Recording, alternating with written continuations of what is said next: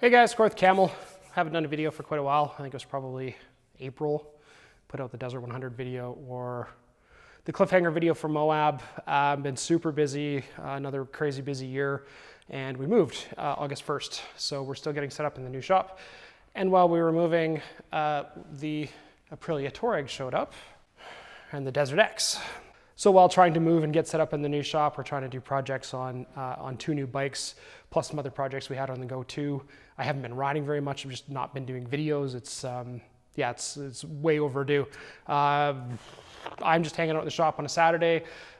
We are going to do a BDR trip in a few weeks, and I'm going to take the Desert X. So just trying to get it up to speed where it needs to be to go on a trip. So this is just kind of a quick and dirty me hanging out in the shop. It's not actually like a Camel video. There's no Camel products in here. It's just the bike. Like the bike so far. Really happy with it. I positively love my T7. It's a great bike for the hard ADV or heavy enduro or whatever you want to call it kind of riding, which is what I use that one for.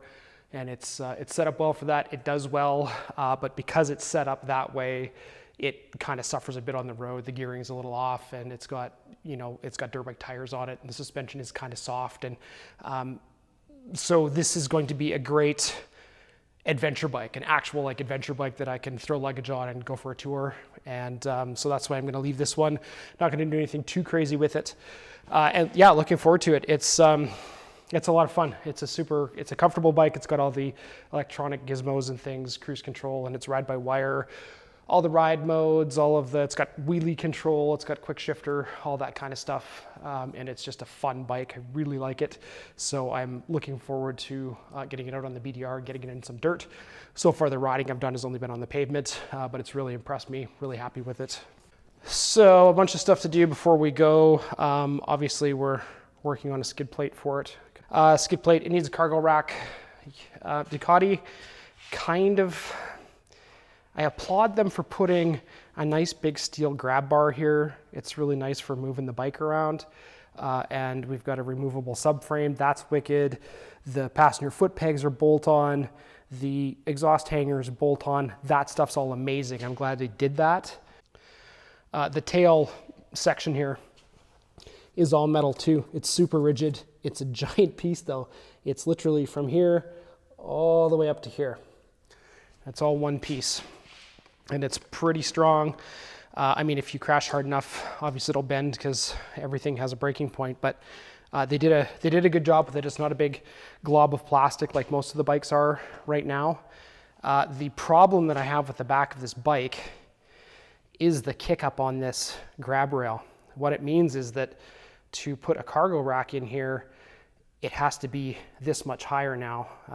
Normally, if we were taking the pillion seat off, then we could have had a nice flat cargo rack here that could have come back to here, and it could have been nice and low. But now it's going to be another 2 or 3 inches taller. Yeah, probably 3 or maybe even more. When you look at this line here, it's really high. So if this had come out flat, if there was grab bars on the side, that would have been nice. I realize that no manufacturer is gonna get every single point that I want to see. Maybe everyone else is super thrilled with this, but it's a challenge in my eyes, trying to figure out how to work around that and have a rack that's not a total mess and not crazy tall. So I'll have to work on that. I've got to throw some pannier racks on here because obviously doing the BDR, we need to be able to carry luggage. So finish. I got the hoops bent up here, so just need to figure out where I want to put them. And then of course we do need to do the cargo rack. I need a place to put my GPS. Started working on a few different things, so that's why the gauge cluster is out of here. GPS, I need real hand guards. I was gonna put heated grips on. The bike comes pre-set up. The wiring is all here. You just plug the grips in, which is awesome, except the Ducati heated grips are out of stock. They're not here until the beginning of November, and the Canadian price is $430 for the grips. $430 bucks. That's crazy. It's just the grips. It's not even the controller. So I can get a set of Oxfords for like $100, and that's grips and controllers, super easy install. But it's irritating because the controller is right here, and you could run that with this button, and have it display on the gauge cluster what setting you're on. It's right there. $430. I also need to add USB chargers on here. There's one USB charger that sits in here, which is good for charging your phone. I need to be able to charge GoPro batteries.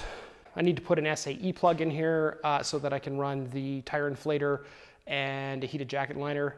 That's something actually over the last few years, people are always talking about heated gear, and I always thought, fuck, you're on a motorcycle, what do you need heated gear for? Like, stop being a pansy. You're on a motorcycle, deal with it. And then I got some heated gear, and I'm like, yeah, this is kind of awesome. So maybe I'm getting soft in my old age, but yeah, heated gear is where it's at. What else are we doing here? I had a big list. So like every other bike, every other adventure bike, it's set up for like a 180-pound rider without gear. So I'm like 260 plus gear, plus riding gear, and then all of my luggage. So the factory spring is going to be way too soft. The bike's new enough that I couldn't find any specs on this spring, so I didn't even have a starting point. I went to one of the local suspension shops. I got this guy tested. It tested out at 91 Newton meters per millimeter. So that is a good starting point. In my collection of springs from different bikes over the years, I've got a few different things. So this is 8 inches tall. So these are all 8-inch springs. This one is 100 Newton meters, and that one is 110.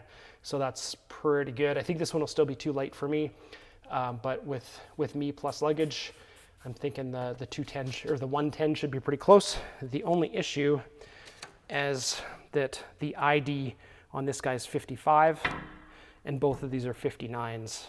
So that's kind of the two common sizes for motorcycles. And this being a little bit bigger, these are the rings, and you can see they don't fit very well. Easy enough to find generic springs with the specs that I need, but I already have these in the 100 and the 110. So until I figure out exactly what spring I need, I'm going to make one of these work. And I'm going to, on the lathe, I'm going to spin up some collars on here to make up that distance so these aren't rattling around, so they fit where they're supposed to, and reuse these springs that I already had in the shop.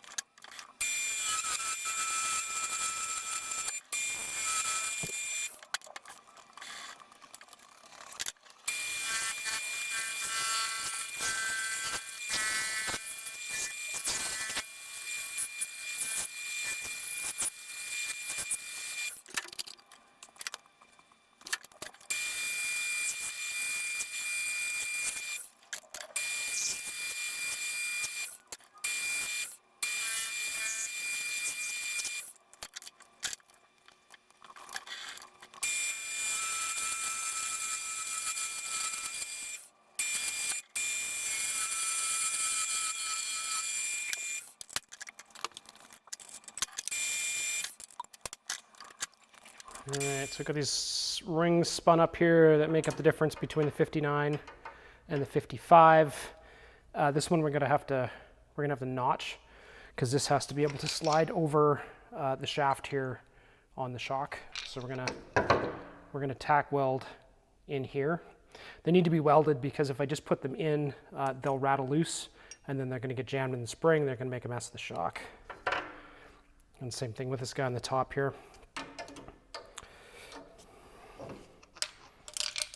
So that goes on the preload adjuster, and that's just going to keep everything nice and centered. I'm going to put 3 tacks on here. I'm going to do one here, one here, one here. A little bigger than tacks, maybe 5/16 long. And then I can cut out that center section that needs to go around the shaft.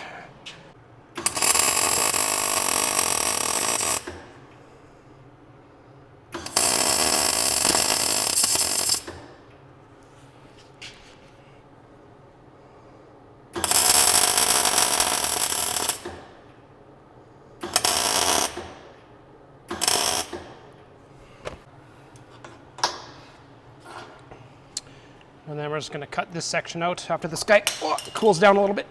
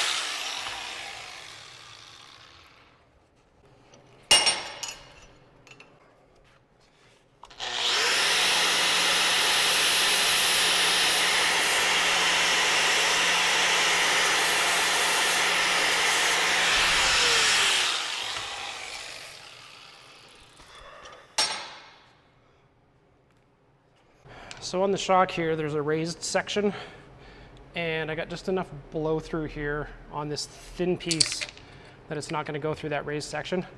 So just got to take a die grinder and clean this up.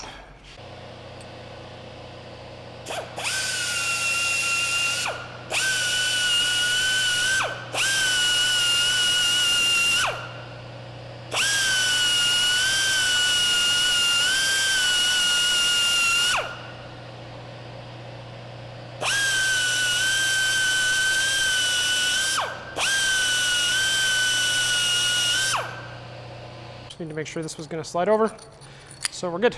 So we've got our spacer on here. Slide that on, make sure our preload adjuster is locked into the right spot, which is here. Sits up if it's there, and then locks in. And that guy sits there.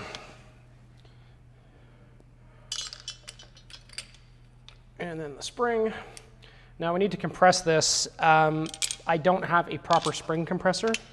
And the way that I do it, to be honest, is kind of fucking sketchy.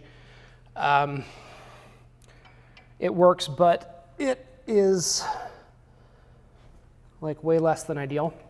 So this totally falls into the do not try this at home. I mean, most people don't have a 50-ton press at home, but this is not the way to do this. You want to use a proper spring compressor. Yeah, be safe, be smart.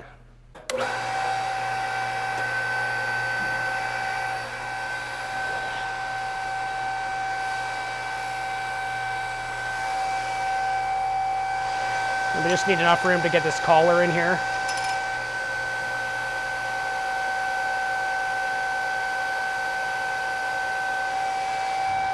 Super duper sketchy.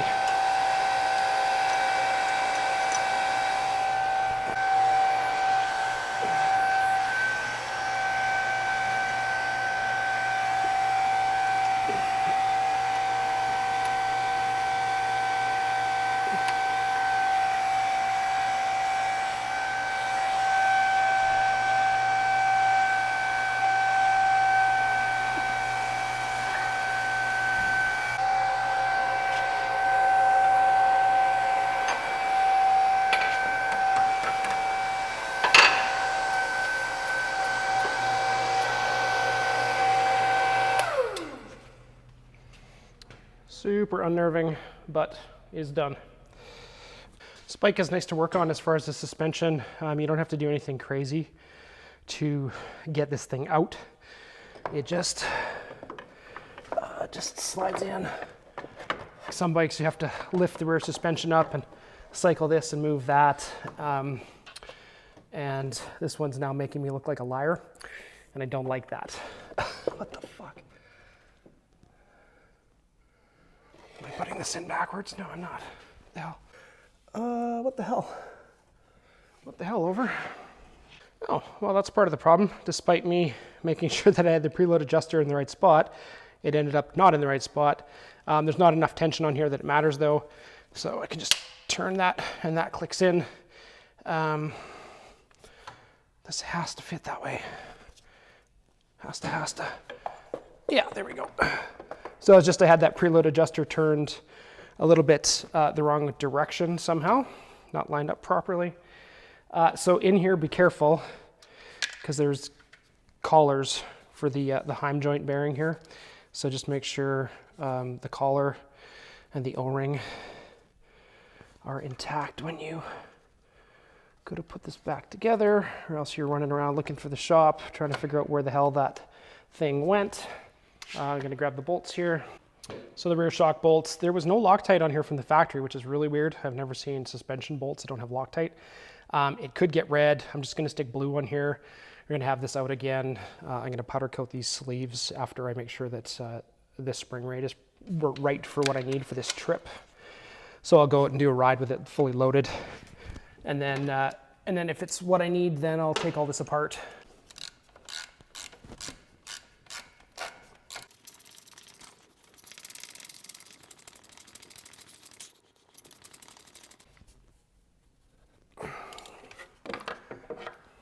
We've got the upper shock bolt here. I don't remember whether one's got a nut on it and one's got the bolt, and I can't remember which side was which. And I don't think it actually matters, to be fair. I don't see any reason why it does.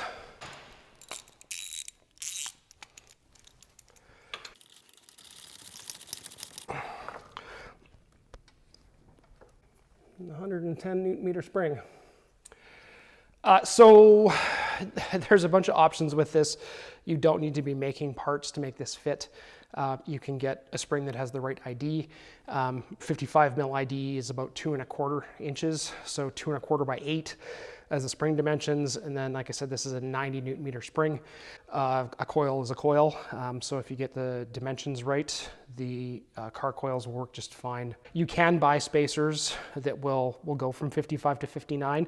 Off the top of my head, I don't know where you get them, but I have seen them.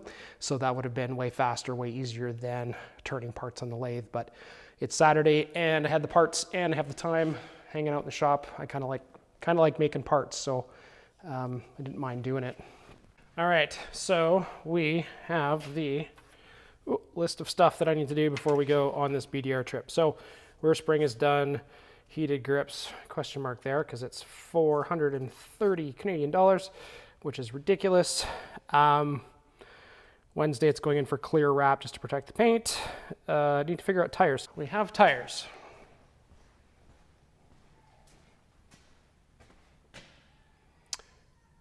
And then I have literally 40 tires at the house. So I promised myself at the beginning of the year I wasn't gonna buy any more tires.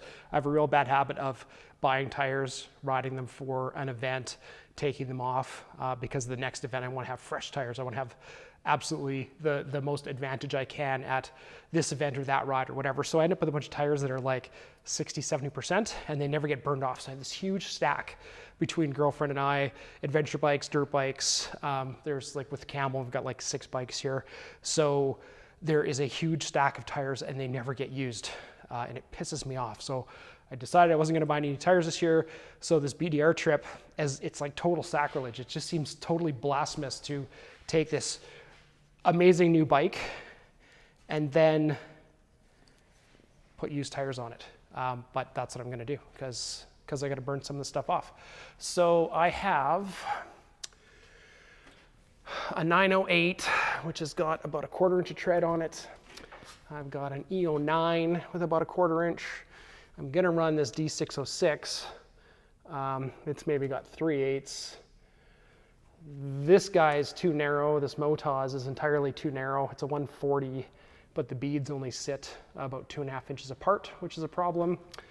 And then we have the my favorite all-time reigning champ here is the Shinko 216 MX, which is an amazing heavy enduro tire, but it's horrible on the road. So I am trying to figure out if I'm going to run the torn up 908 or the torn up E09.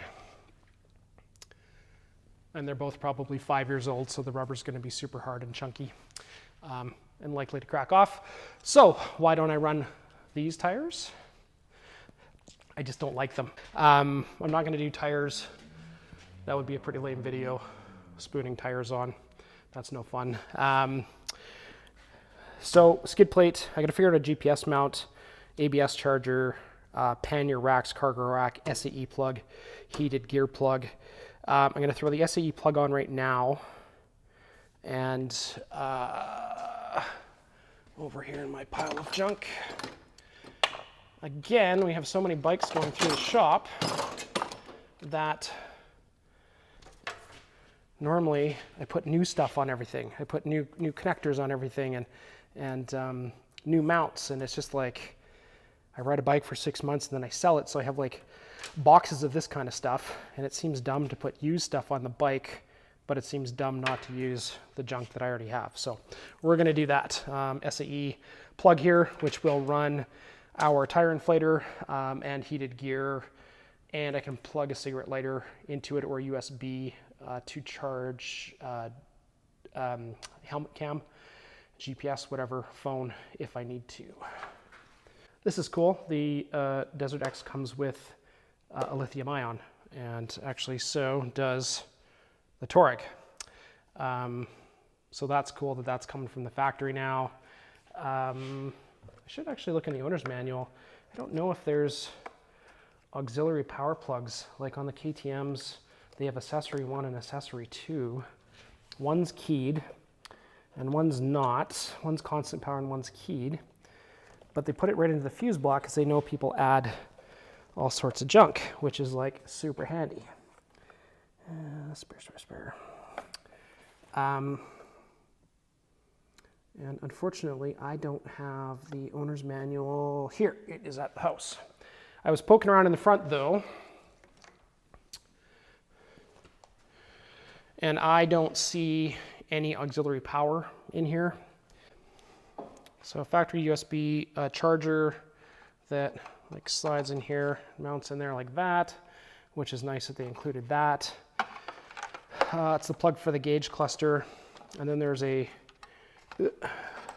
plug back here that's got 4 wires in it, and I'm not sure what that's for. It could be auxiliary lights. It could be GPS. That could absolutely be GPS power plug. If Ducati has a mount already, I haven't seen it. They kind of have a bunch of this stuff pre-wired. Like they've got it wired for auxiliary lights. They've got it wired for heated grips. So it would make sense to me if they had it wired for GPS already, which would be really nice. Where are you going to? It is kind of strange up here, even with the windshield on. Like the windshield, there's nothing else covering. There's a little back piece here, but these connectors that go to the signal lights are just hanging out in space. It kind of looks unfinished. It's not really a big deal, but it's kind of weird because the fit and finish on the rest of the bike's pretty good. And then you just have these connectors hanging out. It's a bit strange. And what is that guy? So, is that like a vent for the light? So there's this like rubber plug here, and I don't know what it does. I guess we'll have to see when Ducati starts bringing out bits and pieces for this bike, what they have available. Maybe it's actually online now. Maybe I'm just behind, and I don't know what's going on. That could totally be. Anyway, that's our SAE plug. Every bike should have an SAE plug. This is a little confusing because there's red stuff all over this battery terminal, but there's more red on this.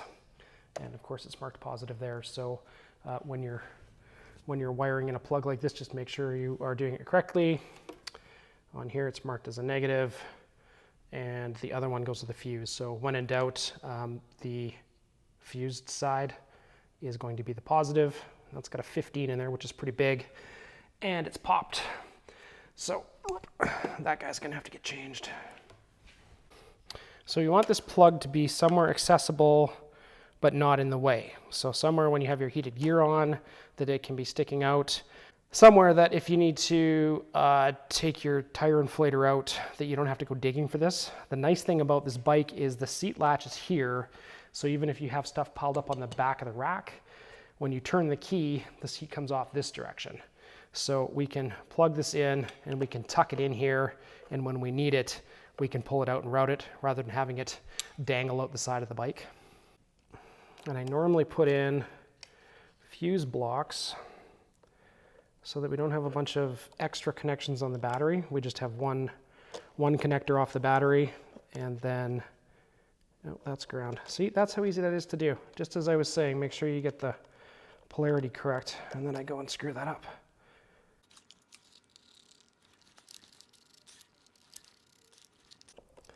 Be nice to have that boot over top of the hot spot here, but I'm going to, because we've got the little flag style connector here, this thing doesn't want to drop over. So I'm actually going to slit the boot just a little bit so that at least it's covered from the top. So if something falls, it doesn't dead short.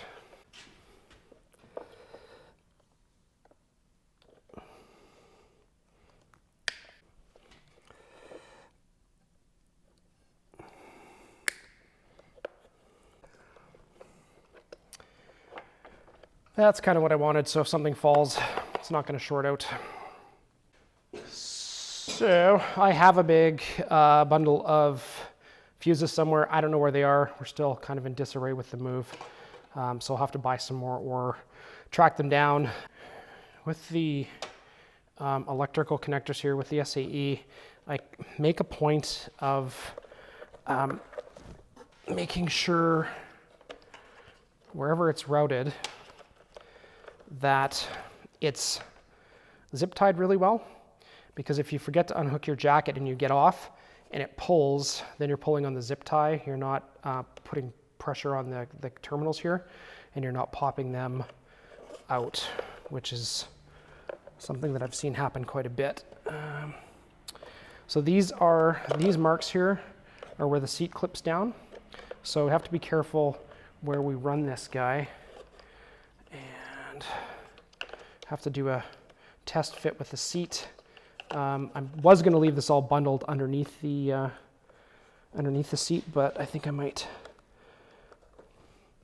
connect it on the outside with a removable zip tie so that I don't have to take the seat off to get it. That seems like maybe the best option right here. And I can tuck this in if I don't need it. Is there room? Yeah, something like that. So we can just tuck it in like that. So I'm going to put a zip tie around the cables here to make sure that we're not loading them really hard if I snag the wire.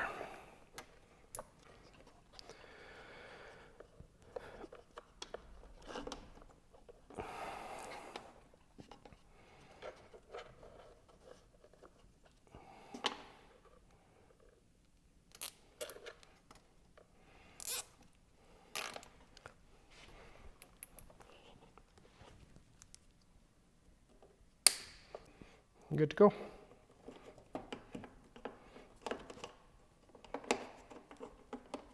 Again, oh, I didn't even notice that. Do you have a little baby tool kit on here? It kind of seems rare for any bikes to have any tools now. It would have been really nice if there was some room underneath the pillion seat or a pocket in here that we could have put tools and left them on the bike rather than having to carry them in backpacks or bags externally.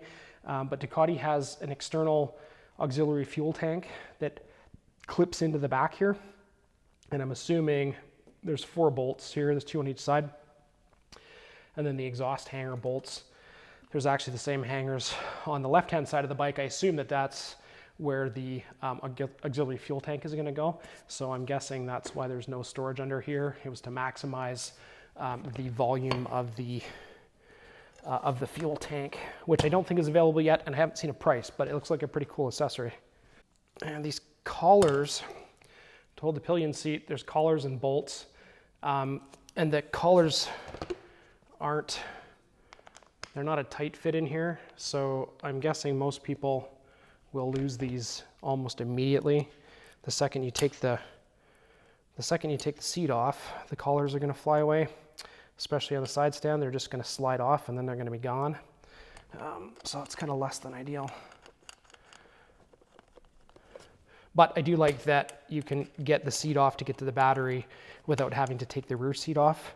That's something that really irritates me on the T7, that you can't get the front off without taking the back seat off. And when you have your bag strapped on, I usually run a reckless 10, and when I've got the bag strapped on the back, I can't get the seat off without taking the bag off, and it's really kind of irritating. So we're going to clip the seat in, and I'm going to make sure that the wires are not going to get pinched anywhere. I think we're good. So I've got the wires are tucked up in here, so all I have to do is pop the seat and pull them out, and then I can connect my jacket or the air pump.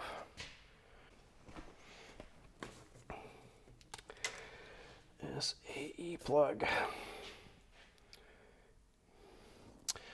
I think I am going to do tires right now because I have time, so I should do that. Just get it done. I was just going to swap tires and not shoot any video because it's just a tire change and who gives a shit.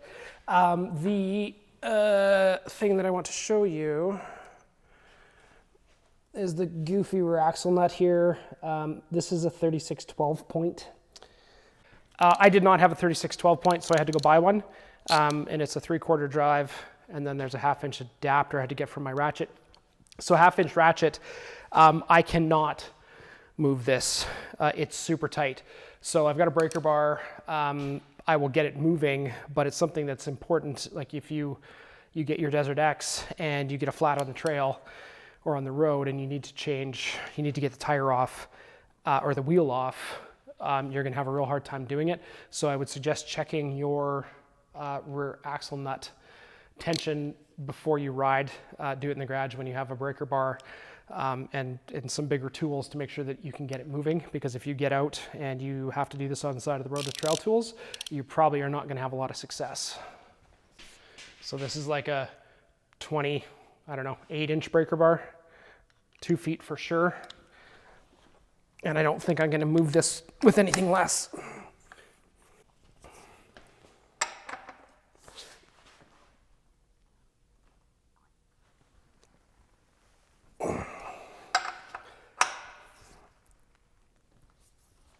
This is super tight.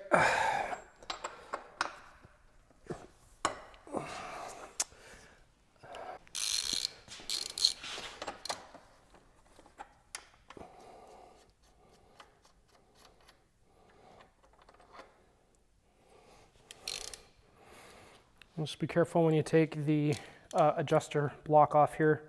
There's a real thin steel washer behind here. That's all I wanted to show you with the tire change. I'm not going to shoot it, but just be aware of that nut. It's crazy tight. So I got the back tire on. It was a real bear to get the bead to seat. Lots of soap, lots of dish soap in there. Had ratchet straps around it to pull it to get the beads to separate to go onto the safety bead. The front wheel is being super stubborn and it will not seat. I've got all the dish soap on it. I had ratchet straps around it to suck it down. I had zip ties, big zip ties, to try and pull the beads across, the tire beads onto the safety beads of the rim to hold air. valve stem in, valve stem out, didn't make any difference. I don't have any ether here, so I can't do the exploding tire thing. This is one of the reasons, this is the main reason that I do not like tubeless rims, tubeless tires on bikes that go off-road. If you have to do tire change, I really don't change tires off-road, but if you get a flat that you can't fix with plugs and you have to take the tire off the rim, if I can't get it to seat here with a 60-gallon compressor, 6-horse compressor with a 60-gallon tank, I don't stand a chance with the electric pump in the bush getting them to seal, so I really prefer tubes off-road. These guys are center drilled, so they don't have tire pressure monitors in them. They've just got the steel valve stems, but they're drilled in the center of the rim, so I could put tubes in, which I might do. Obviously, you fill a tube with air and it pushes the tire on, whereas on a tubeless, you have air escaping until it seats, and that's the challenge. So what do you guys have for tips? Because this is, I've had half the bikes I've had tubeless, and I have never had this much trouble getting anything to seat. And these are used tires too, so they're flexible. They should be popping on the rims really easy, and they are not. If you have any cool tubeless tire seating tips, please put them in the comments. Be appreciated. I'm gonna call it for the night. Been here for a few hours messing around with this stuff. So we got the spring on the shock, which is awesome. Got the tires installed, not seated obviously, and we got the SAE plug connected to the battery, so I can run my my tire inflator and my heated gear for our trip. So I'll do a couple more videos before we do the BDR. So we'll tackle pannier racks, cargo rack. I don't know what that stuff's going to look like just yet. It could be real quick and dirty to get something done before we go. And the gut guard has been kind of in prototyping here for the last couple of weeks. I think we started on it about an hour and a half after we picked the bike up from the dealer. So we've had a few weeks with that. So it's coming along. It's coming along well. Thanks for watching, and yeah, keep an eye out for some more videos. Thanks. Bye. Thanks.